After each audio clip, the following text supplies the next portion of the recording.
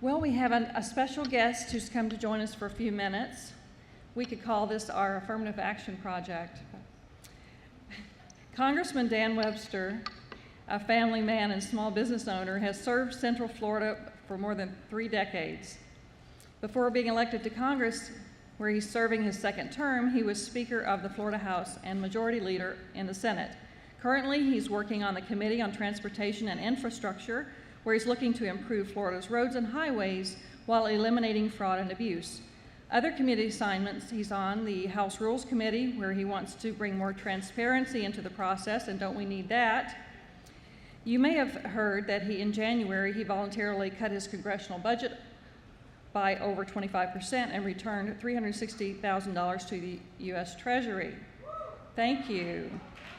He's known for many things. Congressman Dan Webster still holds his faith, his family, and his principles as his biggest assets. He and his wife Sandy have 6 children and 7 grandchildren, and this is his home church.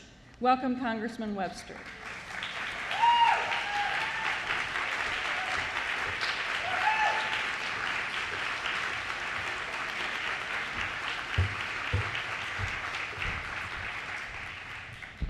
Thank you, Anita. Great to be here. Good to see all of y'all. Thank you for your involvement in impacting our nation. And I thought about that this morning. What would I tell you? I only have like 3 minutes or so. What would I tell you? Well, here's what I'm going to say. There are 3 points that somebody asked me, okay, what do you live by? And I give people 3 different things. If I speak at a graduation, either secular or a Christian school or even a home school where there's only one person there, I'll usually give the same advice. And if I talk to other groups and they say you can talk on anything you want, this is what I give them. I'm going to give you one of those because I think it fits your purpose here, and that is for such a time as this. And so the first thing I would tell you of those 3 points is this. Learn the value of time. Because if we're here for such a time as this, then time must be very important. You know what? I think it is. One time when I was in the Florida legislature, I used to, during the committee weeks, we'd only meet about 3 days every month. I would stay in a motel room in Tallahassee. And one time, my alma mater was playing a basketball game, and it was late, and I was watching it.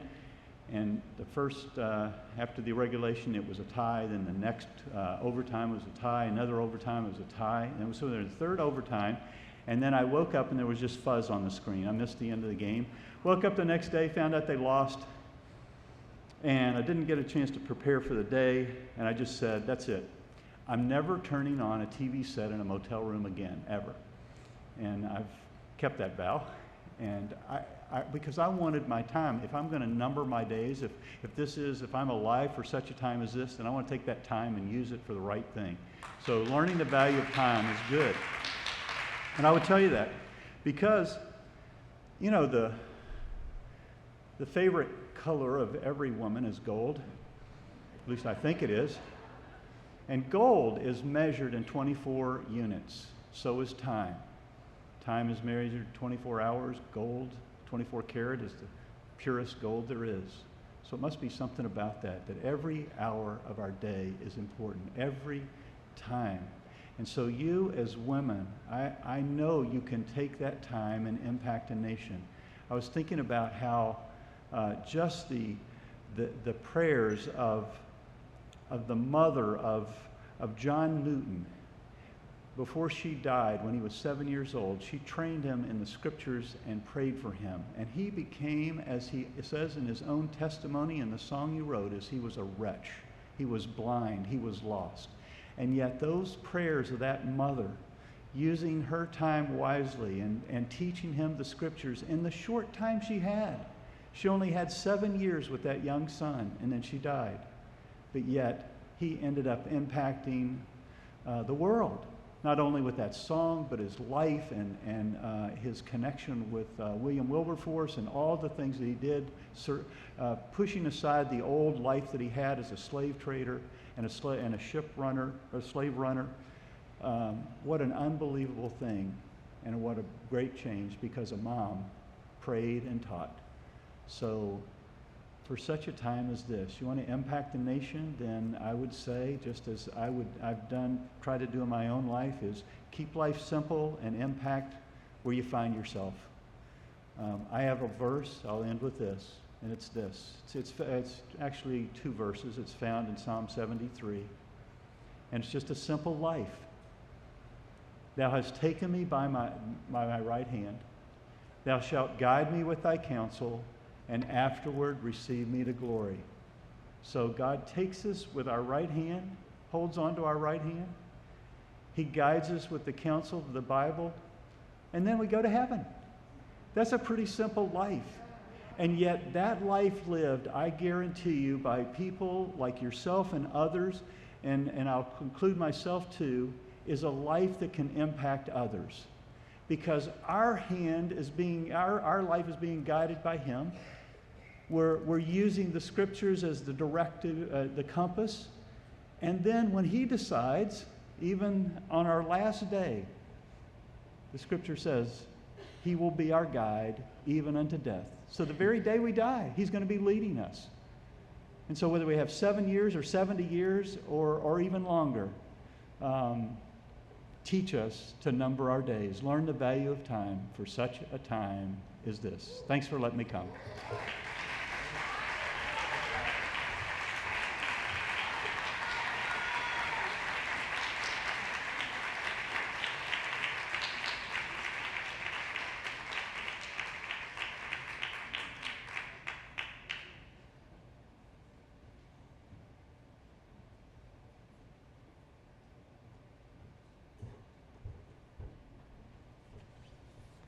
Thank you, Congressman. I was telling Matt yesterday, wouldn't it be great if we had more people like that in Washington? And he said, absolutely. Well, our next speaker is an Associated Press award-winning television veteran and investigative journalist, now turned citizen activist. Jan Morgan is a conservative voice who has generated a following of over 350,000 friends and subscribers, and she on her website and her Facebook pages. And she is the first Facebook conservative rock star. She was voted that by the Red, White, and Blue News. During her 27 years anchoring the news and being a reporter, her work has won Associated Press awards, and she anchors a 30-minute television program in her home state of Arkansas. She co-hosted American Akbar with counterterrorism expert Gadi Edelman, and she's a frequent guest commenter on the Armstrong-Williams Show in D.C. She's appeared on Fox Radio, American Family Radio, and numerous other talk shows. She is NRA certified in firearms, and she teaches range safety, and she's a state-certified concealed carry instructor. She teaches armed and female classes on hand-to-hand combat and firearm self-defense. That just sounds so much fun, and she's going to tell you how you can also sign up for some instruction this weekend. And we're encouraging people, if they want to take an all-day event tomorrow from 10 a.m. to 6, to sign up for Jan's class. I think she has a little bit more room in there, so after she talks, you'll have a chance to do that, and she can tell you more about the specifics. But we wanted to give her plenty of time to be able to inform us about how to be armed and dangerous.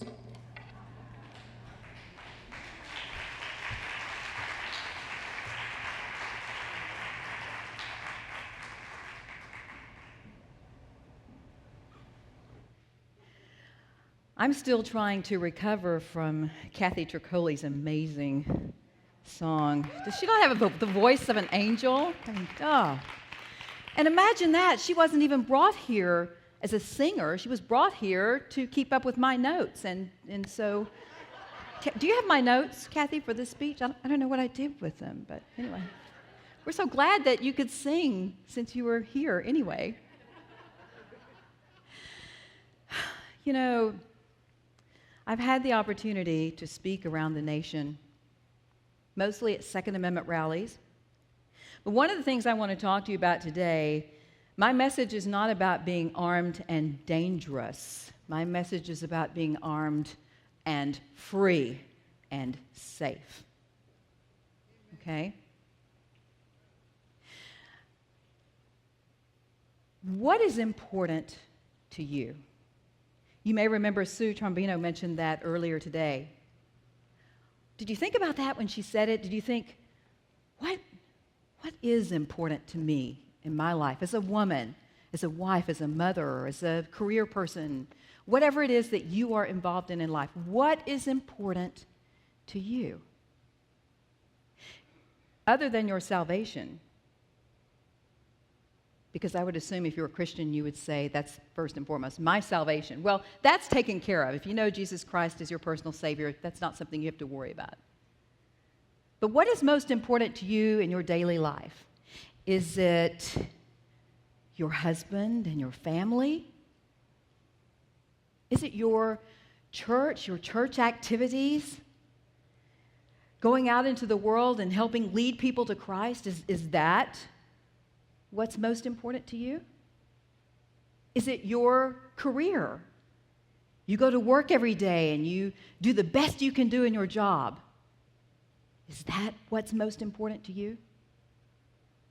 See, most people, if you ask them that question, they will say those things that I just mentioned.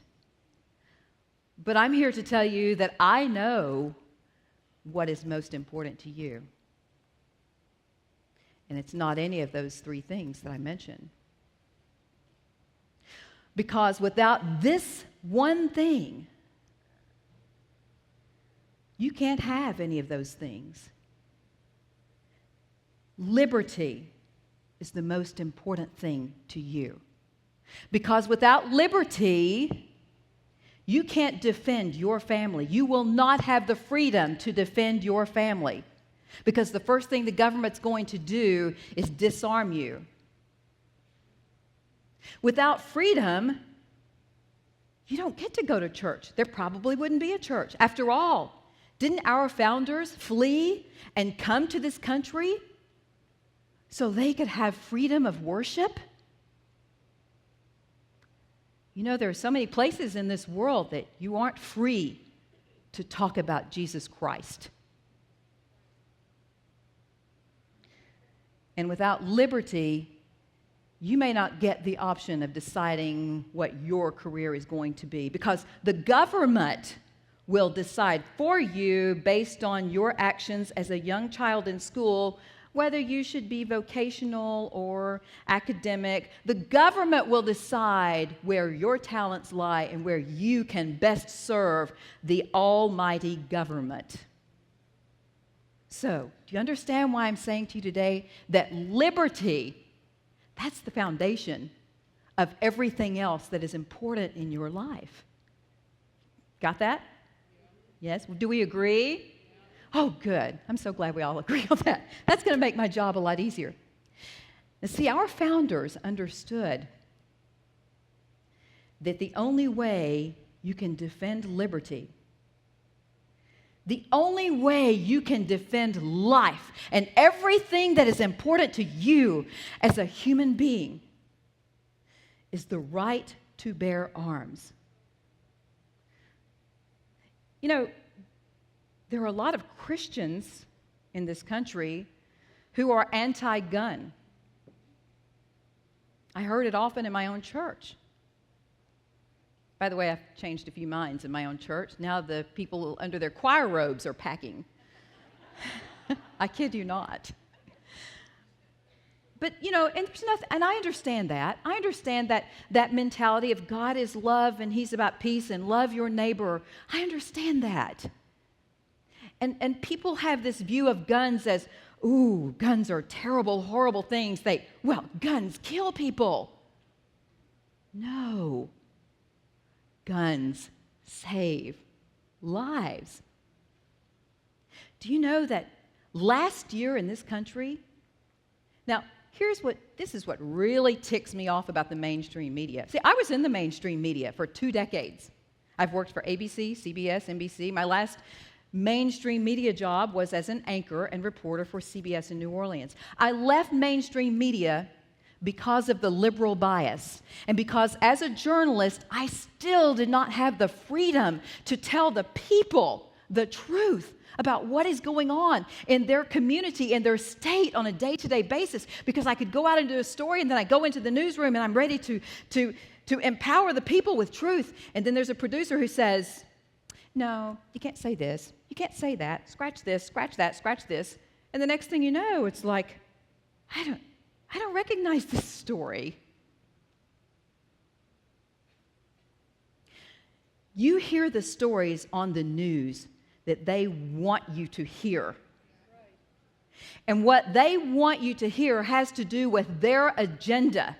And the mainstream media, and I can tell you this because I've been there, I know, the mainstream media has an agenda, and it's about the liberal, progressive movement. And a big part of making that succeed is disarming the American people. And so every time there's any crime that has anything to do with a gun, you're going to hear about it on the news. Oh, just this morning, my husband and I were sitting there listening to the news. The top 4 or 5 stories were about, well, some guy went into a place and he got mad because somebody bumped him the wrong way and he shot them. Oh, and here's another story, folks. This woman got it, it's just on and on and on. But you know what the mainstream media does not tell you? 2.5 million times last year, law-abiding citizens pulled a gun in self-defense and saved lives.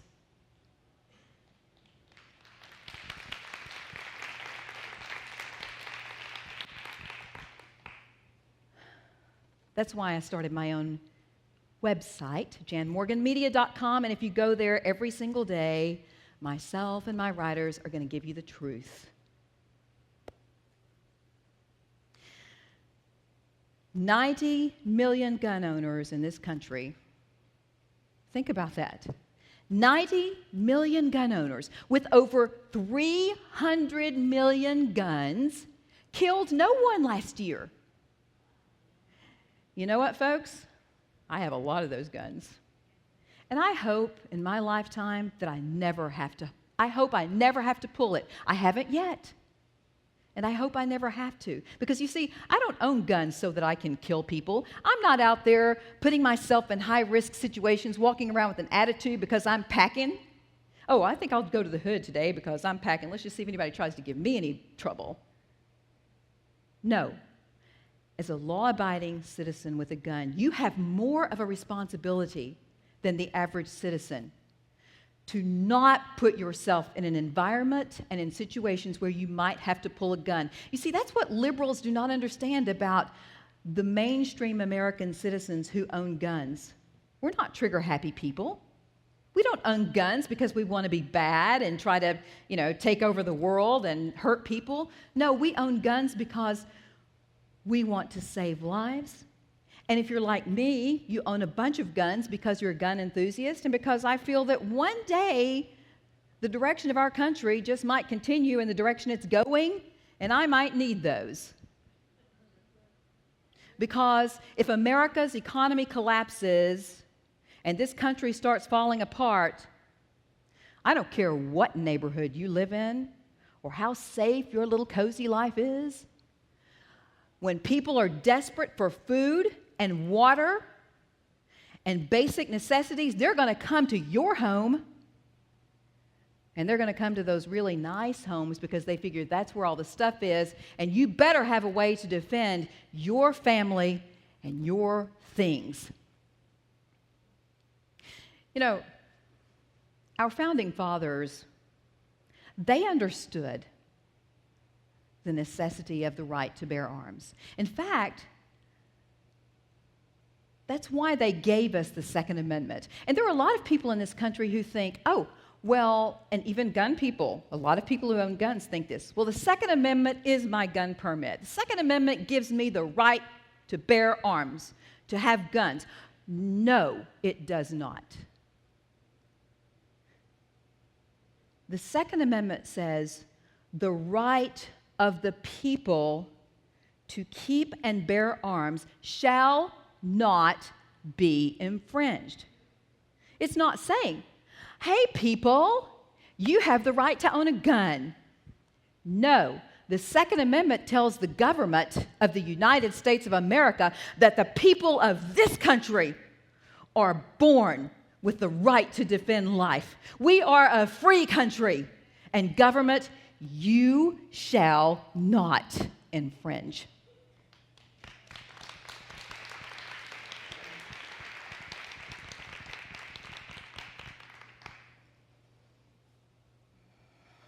You are a different crowd for me today. I have to admit that. Most of the time when I speak, I'm called to speak at gun rallies, Second Amendment rallies, where all the people in the audience are already gun rights people. They all have guns, and they're there fighting. And I would venture to say, based on my conversations I've had with a number of you in the hallways, that many of you are just kind of like, well, yeah, my husband has guns. I have guns. We have guns in our home. Oh, yes, I have a gun. It's in my purse. I have a gun. My husband gave it to me. And I say, oh, really? What caliber? What make? Oh, I don't know. Really? Have you ever shot that gun?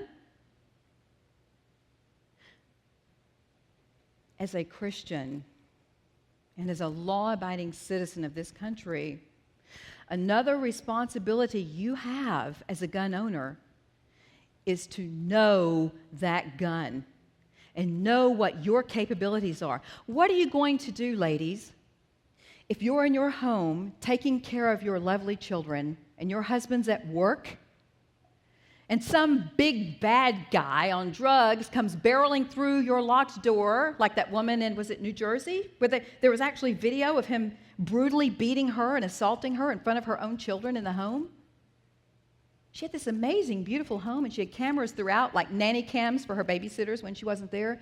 She had no idea when she installed those cameras that one day it would actually capture her beating, her brutal beating by some crazy guy that didn't even know her or her husband. But he knew she had a nice home. And he beat this woman almost to death as her tiny little daughter was sitting on the couch, curled up like this and watching. And the woman said, I tried not to scream as bad as it hurt. I tried not to scream because I didn't want my little girl to think mommy was hurting and for her to start crying and get upset and then get the attacker upset. And see, even as a mother, even as a woman who's under a brutal assault, she's thinking of her child and of that baby that's upstairs that he might find out about. So what are you going to do, ladies? You're in your home, being a good wife and mother. You're living in a nice neighborhood, and some crazy drug guy comes barreling through your back door. What are you going to do, ladies, to defend your children, those precious gifts that God gave you? Aren't we to be good stewards of what God gives us? Are we not? What are you going to do, ladies? Well, you're going to get on your knees and pray, God, please help me. While that is certainly something that you would want to consider, let's go back to the founders. Many of them were Christians. When things were getting really bad for them, did they just put down their weapons and say, we don't need those, let's just get on our knees and pray and maybe God will help us? Well, let me tell you something. God helps those who help themselves. That's why he gave you hands, that's why he gave you a brain, and that's why he gave you the strength to do what you need to do. And he gave you permission to defend life. Even in Luke, he said, even in Luke, for those of you who think Jesus was a pacifist and, he would never want us to take up arms. Even in Luke, the disciples were told, get your sword. And if you don't have the money to buy one, sell your cloak. Now, were the disciples being told to go out as aggressive warriors and attack and kill people? No. They were sent out armed to defend what is right and just. So what are you going to do, mamas? Grandmothers, when that guy comes barreling through your house, all of a sudden, those guns my husband has, where are they? I don't know is it loaded? How do I know if it's loaded? Oh, no, I don't, what? Okay, what, do I just pull the trigger? Do I have to chamber around? Oh my gosh, I don't know what to do. What good are those guns if you don't know how to use them? You know, I love being a woman. I'm so glad God made me a woman. First of all, because I'm so ugly. If I could not use makeup and do the hair thing and all the stuff that I do to make myself look better, I mean, basically, guys are just stuck with the way they are, right? They just look the way they look. But at least we can do all kinds of things to fix that, right?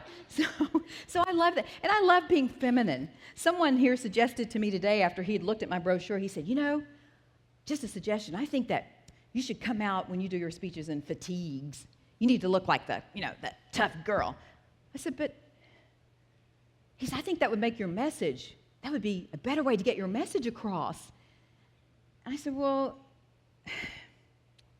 no, see, I want women to understand that arming yourself and taking personal responsibility for your safety and the safety of those precious children that God has entrusted you with doesn't mean you have to give up the femininity that God blessed you with.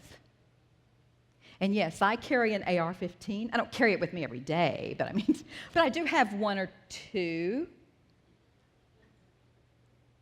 And I have a lot of guns. And in talking to you today, I knew that I had a hard sell because most of you, in talking with you, I've discovered, you know about guns, and you might have a gun, but you don't know how to use it, and you've never really gone to the range. And I even had one woman, bless her heart, she told me, I love talking with people because this helps me be a better teacher. You know, the NRA has a basic pistol course, which I'm an NRA certified instructor. But I soon realized after talking with women that women have specific issues about guns that men they don't get it, okay? But I do. And so I took the NRA basic pistol course and I did a fundamental transformation and made it an Armed American Woman firearms training course, incorporating techniques and teaching methods that will help you deal with those issues about guns that bother you. And I understand because, hey, guess what? I'm a woman. I had those issues. I don't anymore because I figured out how to fix it with me. And so therefore, I know how to fix it with you. And it's okay to be afraid of your gun, but not after today. It's okay to not know about your gun up until now, because I've been there. I was there for most of my adult life. But when my life started being threatened on a repeated basis, consistent basis, because of what I was doing on my truth-based website and my social media pages, I started getting death threats, all right? Most of them came from followers of Islam, because after 9/11, I started posting truth about what the Islamization of America is all about. And I don't do hate speech stuff. I don't hate anybody. I don't hate Muslims. What I did was something many Muslims have not done. I read their Quran. I studied it. Because after 9/11, I was like, who are these people? Why did they do this to us? And what I discovered is America was attacked, not because of America's foreign policy decisions. What I found out was that in the 1400-year history of Islam, Muslims have murdered over 270 million people. And those people who are committing those acts of violence are not radicals or extremists. Because when I read the Quran, what I discovered is those people are just devout Muslims. I discovered there are 109 dictates in their Quran of hate, murder, and violence against all people who refuse to submit or convert to Islam.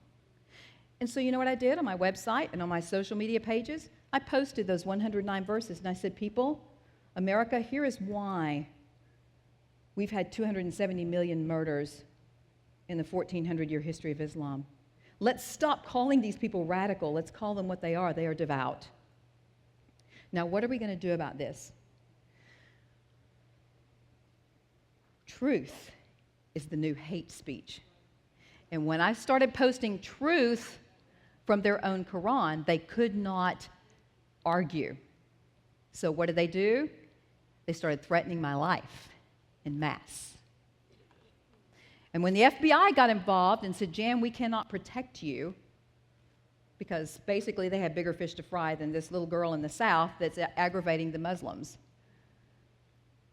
They said the best thing for you to do is just stop doing what you're doing, shut down your social media pages, put up a fake profile picture, call yourself the American Patriot, and you can continue to post what you want to post, but take your personal self out of it.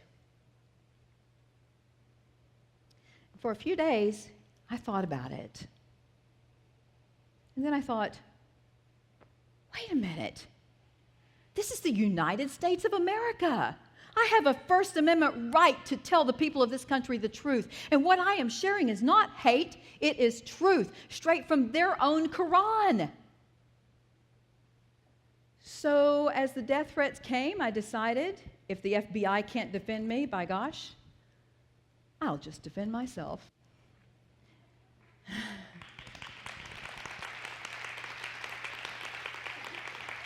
And so instead of my social media site posting, having photos of me in a professional business suit with my little glasses, I started posting pictures of me with an AR-15, like the one you saw up there.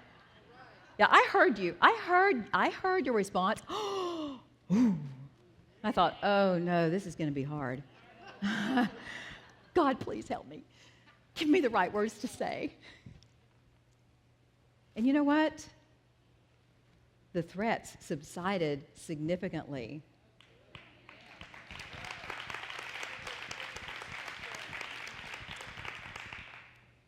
Do you know that in communities in this country where, say, a serial rapist is on the move and he's attacking women in neighborhoods or in communities, it is a proven fact that when the women got together and said, you know what? 911 is not going to cut it for me. Because when seconds count, police are always minutes away. When women took the personal responsibility in those neighborhoods of arming themselves and becoming responsibly armed, which means being trained and knowing what your capabilities are with that gun, the rapists were like, I think I'll go to another neighborhood.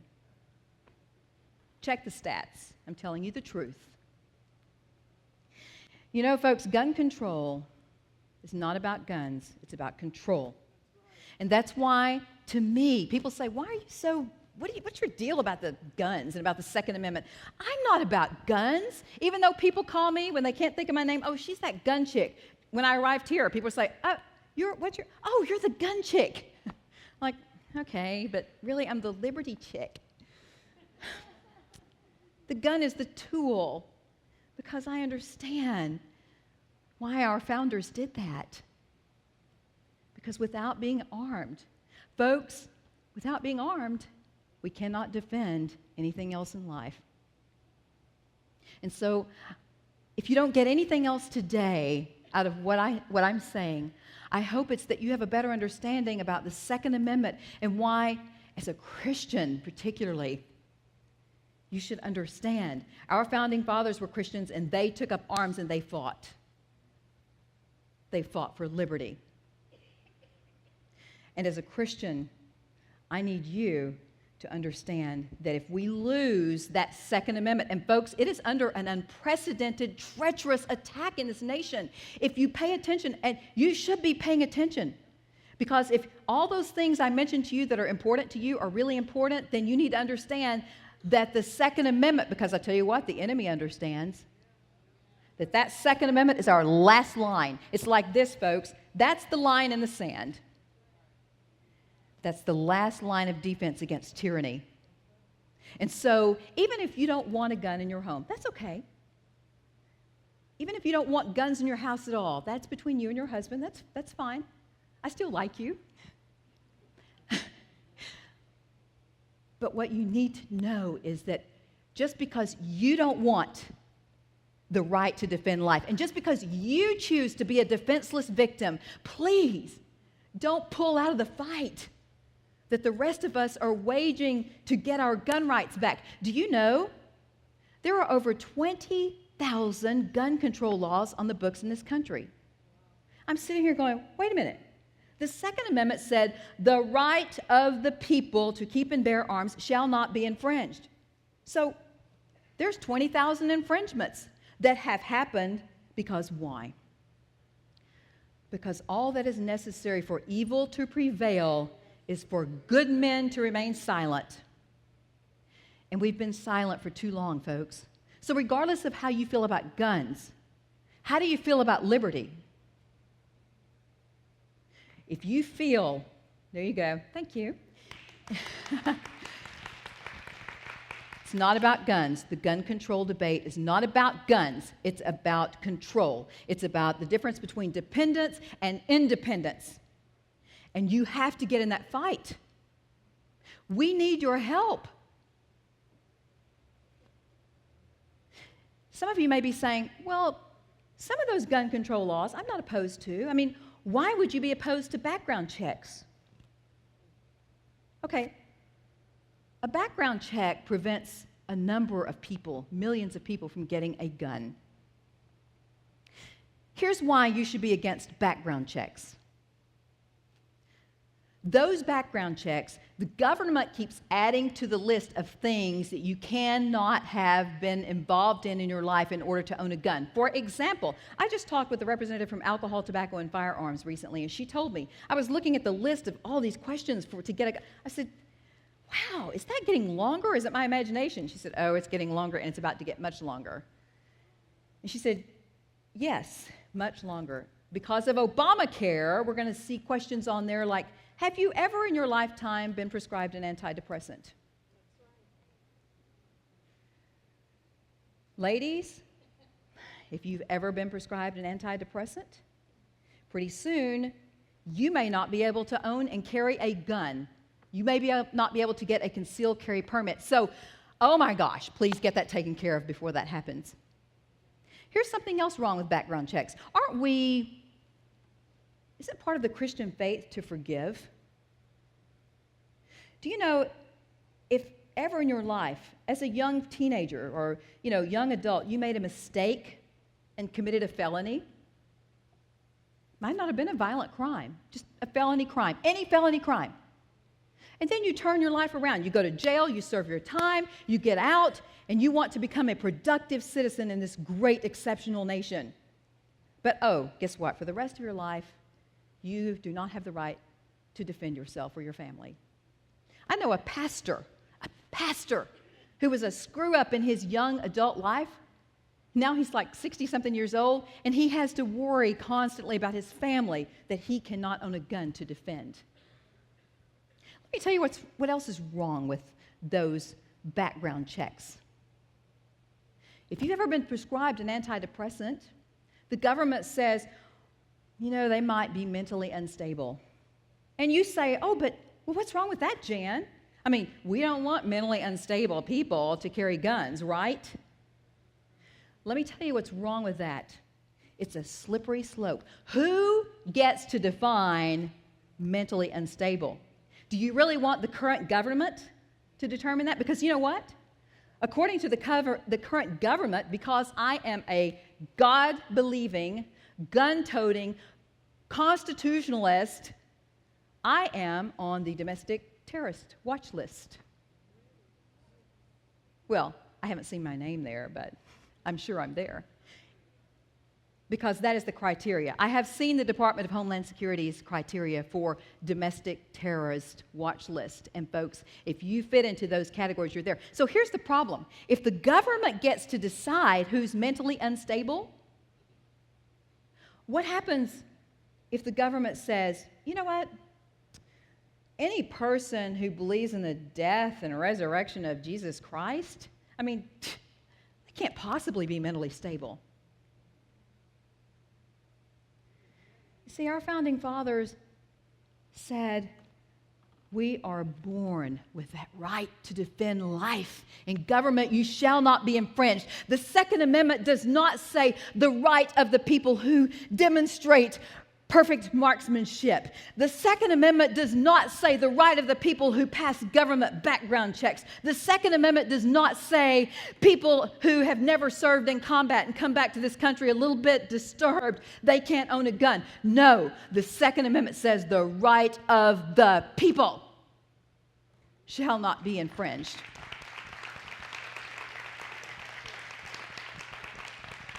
You see, I'm even a little further than the NRA. How am I doing on time? I don't want to go over my time. Are we? Anita, somebody? I have 13 minutes? Oh, boy. Okay. I'm not boring you, am I? Okay, good. Oh, I just so want you to understand this because I need your help. I need the Christian population to embrace this and stand up and fight back. We cannot sit back in our living rooms and listen every night to the news to those progressive, crazy people that are running our country and say, oh my gosh, can you believe what they're doing now? Oh, look what they're talking about, the gun right. Oh, well, we might as well just curl up and die and go hide out in the mountains because America's going to hell in a handbasket. How many of you have said that? Yeah, I just for the record, I don't pull out my guns when I'm watching the news. Because I'm afraid I might pull an Elvis. You know, wasn't it Elvis Presley that shot his television set one night? Oh, I get so angry. Oh.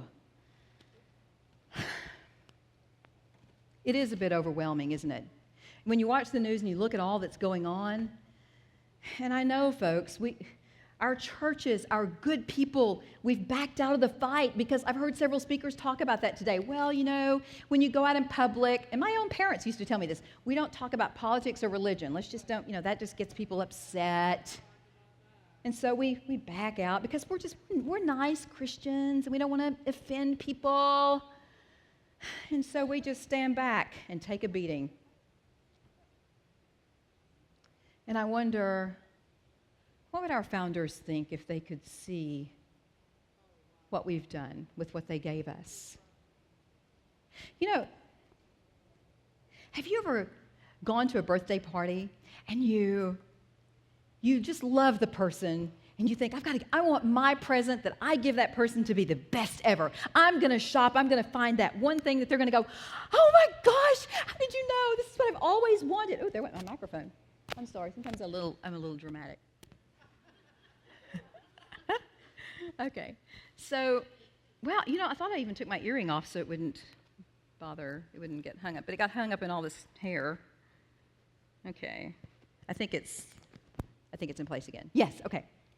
So you go and you get that perfect gift, and you go to the party, and you can't wait for that person. You stand there just wringing your hands. You just can't wait for them to get to your gift because you put your heart and soul into it, and you know they're going to love it. And then they're opening that present. You're about to sweat because you're so excited about their reaction. And they open it, and they say, "Oh, thanks," and put it aside. How would that make you feel? Think of how our founding fathers would feel if they could see what we have allowed to happen to that precious gift they gave us, liberty. Those men, I also get upset when I hear, especially Christians, and I heard it after the election. Remember the election night? I'm sure you all were glued to the TV set watching the numbers. And when it was apparent that Barack Obama was going to, I hate to say win, because, all those dead people that voted, I just don't think that was a win. But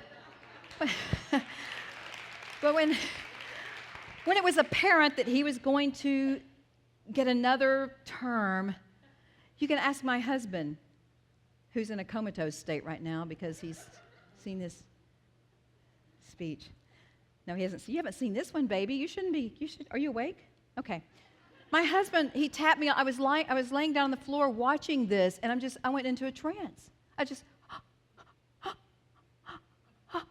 Because I thought, Oh, we got this one in the bag. I mean, we could run anybody against this guy. I mean, Benghazi happened. This Solyndra happened. This happened. That happened. Surely that's not what the American people want. Oh, we got this covered. This is hands down. And then the numbers and the numbers and the numbers. I'm thinking, I was hyperventilating. My husband, when it was apparent that it was over, he carefully tapped me on the shoulder. He said, honey, let's go to bed now. And I was like, I couldn't talk. All I could think about was, it's over. Our country's gone. That's it. We've lost. It's over.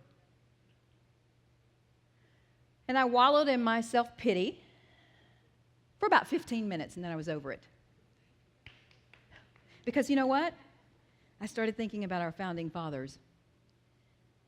And so here's what I want you to think about, ladies and gentlemen. When you feel overwhelmed, when you start feeling like it's over, this is hopeless, how can we win this? The American people want socialism. The government wants to disarm us. They want to brainwash our kids in the schools. This is done. We're so done for. We might as well just pack up our stuff and go up in the hills and hide and wait for it all to be over. Wait for the smoke to clear, because we can't. This is done. Ladies and gentlemen, when you feel like giving up and throwing in the towel, I need you to think about our founding fathers. If anybody ever in the history of the world had a reason to feel overwhelmed and give up, it was those guys. They were outmanned, outarmed, starving to death, freezing. The British even said, oh, you can always tell where the colonial soldiers were because there is blood in the snow. They're barefoot and their feet are bleeding from traipsing in the snow. They're trying to fight a war, some of them in nothing but a pair of underwear. Now, folks, if anybody had a reason to give up and say, this is hopeless, it was those guys. But they didn't give up. They believe in something that's more powerful than self. Some things are worth fighting for to the death if necessary. Those guys they understood something that many of us do not get. And I want you to find it in the depth of your soul. It's my challenge to you today. I want you to find this. I want you to find what those guys, those founding fathers, I want you to go back and read their story and find that spirit. That spirit that every noble warrior of this country who's ever hoisted the American flag upon his bloody shoulders and faced the choice between liberty or death, he stared death in the face and spit. So you understand, folks, you can call me the gun chick, but it's not about guns with me. No. It's about liberty. And it's about the passion of those great men that came before us and died for us and then handed this to us and said, here. And we just tossed it aside.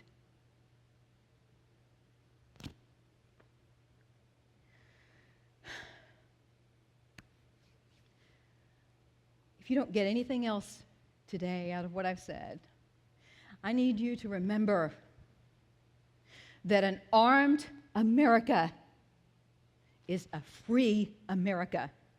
And any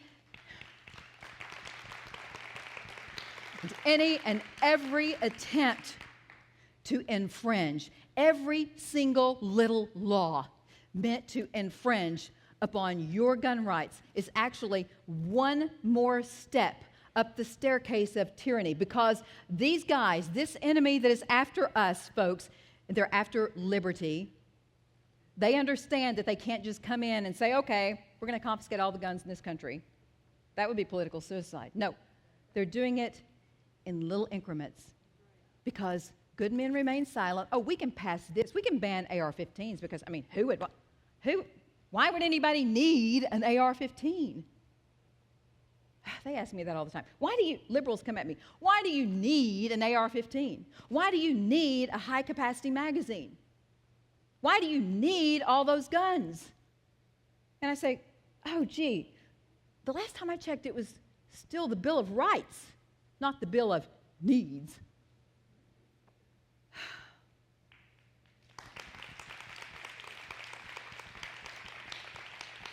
Okay, ladies, so here's the deal.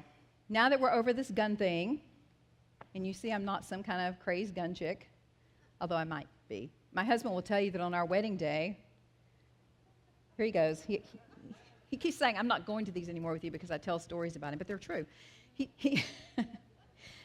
I did do this. I have to admit I did this.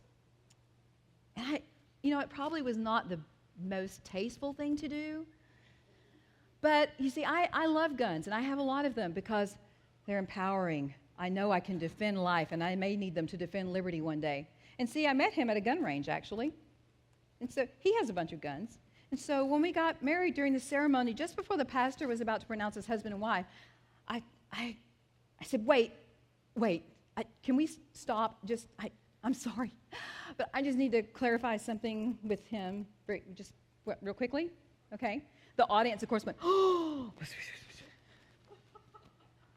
I turned to him and I said, honey, I just need to make sure that I understand this right. Once we're married, my guns are my guns, and your guns are my guns. And he looked at me with this expression of, oh my gosh, I can't believe you just did this. And he said, yes. See, I knew if I didn't nail him down right then in front of all those people, that it wouldn't happen. And so guess what? I have all the guns. Instead of, most husbands go to their wives and say, honey, have you seen my socks? Do you know where that shirt is? He comes and he says, honey, where's my Ruger 9mm? What did you do with that AR-15 I bought? I am a better shot than him, just saying. But it's okay. One time somebody broke into our house. Well, we thought somebody broke into our house. Have you seen the movie Mr. and Mrs. Smith? Okay. Other than the way they look, because those are amazing-looking people, that's my husband and me, okay? We're just like the old version of them. But anyway, that's us. We have guns everywhere in our home because if somebody breaks in, no matter where we are in the house, there's something within reach. But one night, in the middle of the night, about 3 o'clock in the morning, actually, we heard this loud crash. It sounded like somebody had just come barreling through the sliding glass doors of our home, and all I could think of, because my husband, sometimes he leaves his best gun here, sometimes it's over there, sometimes it's under the nightstand, sometimes it's in the bathroom, but I know where mine is. My Glock 40 is right there by the bed. I grab it, I jump out of bed, and I'm into the living room, and I'm going around like this. Okay, where's this guy? Who's in my house? I didn't know where he was. Well, our living room, one whole wall is nothing but mirrors, okay? And he and I are back to back at this point, and we're like this. And suddenly we hear something, and we both turn at the same time. And it was the first time I realized that we were both in our birthday suits. The only thing we had on was a gun. And I was just like, oh. I said, oh, baby, you are looking so hot with that gun. And then after I got over his hotness, I was like, wait a minute. You let me come out first. You let me run out here first. And he said, well, honey, you're a better shot. I said, right answer. So here's the deal, ladies. I'm teaching a gun class Sunday, and yes, it starts during church hours, and I'm sorry about that, but, this was the only time I could do it. Actually, the silent auction, I've given away the gun class to somebody. If you want to sign up for the silent auction, they extended it just so I could remind you that on that little table back there, next to my brochures, is a sign-up list. You can get that class for free. It's a $150 value. You get your NRA certification saying you have completed basic pistol course. You will get a full day of amazing training from this incredible woman who knows all about guns and will train you to the hilt and will make you responsibly armed. And if you don't make the silent auction and don't win that, I will be here. I will be at the back. You can get in touch with me. Those brochures and my cards have my cell phone number. All you have to do is call me and say, hey, girl, I'm coming to that class tomorrow. And even if you can leave that class and you can say, well, I don't know if I'm going to carry a gun. I don't know if I want a gun, but I'm going to at least come and listen to you, and I'm going to go through this class. Because I tell you something, ladies, what I've learned about women is fear of guns is about lack of knowledge. And once you empower a woman with the knowledge of a firearm, how it works, how to grip it, how to use the sights, how to keep your finger off the trigger until you're ready to shoot, how to prevent accidents, how to handle those guns safely. Once you teach a woman the bare necessities, the basics, and train her, the fear goes out the door. It's at shoot straight range, but you cannot show up because I have to give those guys a number before tomorrow. You have to get in touch with me. You have to let me know. Just come up to me and say, I want to take that class. I'm donating a portion of those proceeds to the WIN organization because I'm excited about what they are doing. And the other reason I charge for that class, I have to pay the NRA for those packets. They cost a lot of money. I have to pay for your range time to the gun range. And we provide the guns and the ammunition. All you have to do is show up with your cute self, dressed comfortably, and get ready for an amazing day. And I will spend hours with you in a classroom teaching you all you need to know. And then when it's range time, I will take you in there personally. And I will stand by your side, and it's going to be a great experience. I've taught thousands of women across this country. Never had an accident, not once, and we will not. I would love to have you in these classes. Let me know if you want to attend. Thank you so much for having me here today. I'll tell you what, it is so incredible because I speak at rallies all over the country and I'm around so many people and out there fighting in such an evil, dark world. And then I come here and I'm a walking basket case of tears because I came here to give you a message, and in return, what I got, I've been so fed. Listening to these speakers, amazing women who are pillars of strength and conviction, and listening to their resumes, and then watching, like Rachel here, I was like, how do you do all that? Jeez, and here I am, just this little country girl from way down, south. I'm like, how did I get in the midst of all these amazing, incredible leaders in our nation of women? I don't know how I got here, but I tell you what, I think it's a God thing, and I hope that you give me a chance to make an impression in your life tomorrow. All right? Thanks again so much for having me.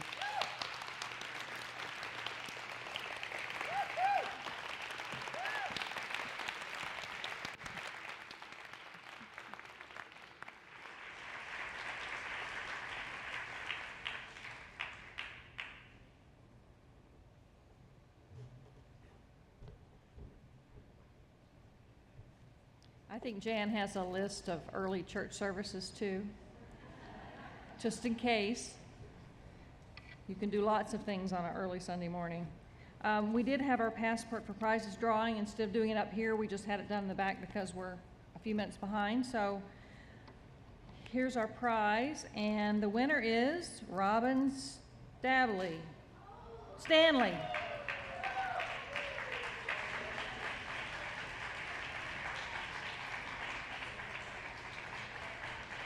There she is, come on.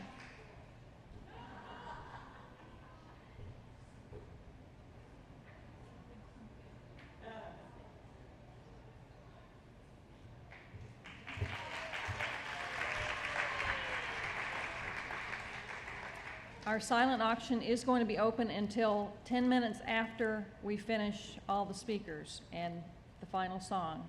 So we're keeping it open just a little bit longer because you need to go down and sign up and get some fabulous prizes and just, bid against your neighbor. Leave us a check and we'll send you one, whatever. Just take advantage of that opportunity. Our next speaker is Kathy Bright. While she was pursuing a master's degree in vocal performance at the University of Indiana, God abruptly interrupted her plans, calling her to follow the passion of her heart. And for the past 25 years, she's lived her dream working on the staff of Campus Crusade for Christ, helping women from the college campuses to the workplace to the home discover who God really is and his transforming power in their lives. When Kathy became a mother, her passion took on a new dimension. She focuses her energy on helping adults learn how to teach children who God really is, why it matters, and making him a guide in their life. She also serves as the National Director of Discover God for Kids, a project of Bright Media Foundation, and she hosts a blog, Kathy Bright's Corner. She and her husband have written a devotional book for young children, and they have 2 more books planned for the next year. She lives in Orlando with her husband Brad and their 2 children. Welcome, Kathy Bright.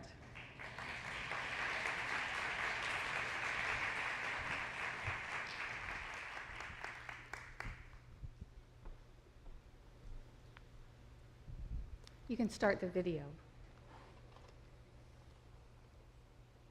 If it'll start.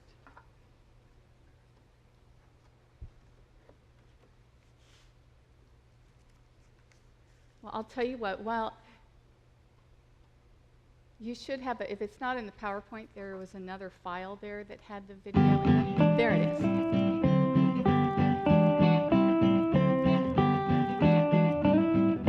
When I grow up, I'm going to be an artist, a mother, and an actor.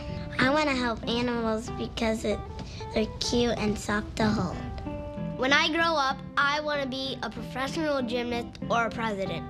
When I grow up, I want to work on Mythbusters because that's the coolest voice show in the world. When I grow up, I want to be a trash man because they can stand on the outside of a truck. All of us want to grow up and do something special. Wouldn't you want me to know all about God before I do that? Trust me, I'm worth the investment.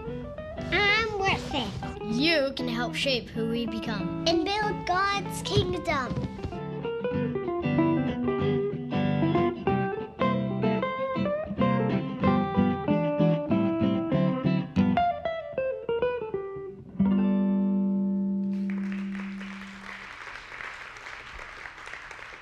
Well, if you haven't guessed, we're going to bring it from the big picture of all the things that are going on in our culture right now, and we're bringing it down to the youngest of our people, our children.